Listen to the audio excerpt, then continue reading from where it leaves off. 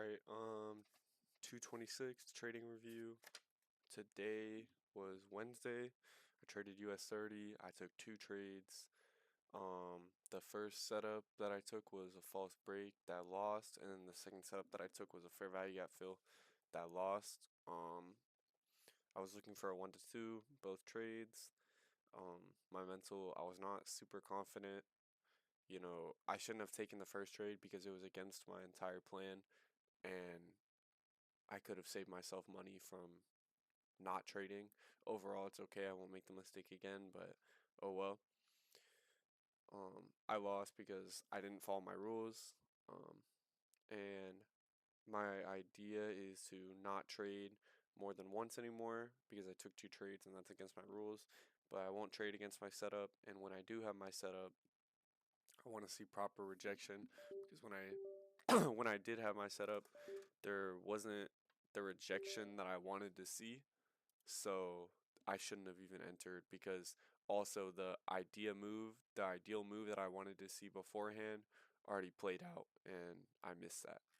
So unfortunately, I probably could have entered off here at 832, but oh well. I wasn't on. When there was the liquidity sweep, I tried to enter off the false break, but there wasn't proper rejection and I got stopped out. I probably should have waited for this low and then seen the rejection and got my entry. But even so, it was against my daily bias because my daily bias was shorts. I don't need to take multiple trades, and then also, when I see the liquidity sweeper initial play and I miss it, I'll decide not to enter. And my observations for US30 is price action overall has been really choppy, and I just need to wait for full fills. And the moment price does not do what I wanted, no point in taking a trade. The reasoning behind my second trade was a fair value gap, order block, and equilibrium, and trend because I thought on the daily time frame that price would be going down, but in reality, price is probably going up to chase this daily fair value gap and then going to proceed to go down. And that's something I probably should have considered because a low time frame trend is just a high time frame retracement, most likely. So I probably should have considered that the previous 2 days were longs, so I probably should have been looking for longs too, trading off the break and targeting either the 4-hour high or the daily fair value gap. Um, Once I noticed that the volatility was taken out, I shouldn't have entered. And secondly, from now on, I think the biggest thing is I only will enter off rejection because I need that extra confirmation. And my judgment and bias should be a little bit better because since the daily fair value gap holds so much power, I should have expected price to continue going upwards like how it was here. I should have noticed that this little down move was actually just a liquidity sweep. But oh well, clearly we were on an uptrend. I shouldn't have been looking for shorts, honestly. It was a stupid decision from me, but things happen and I learned my lesson and I'll try to make sure it doesn't happen again.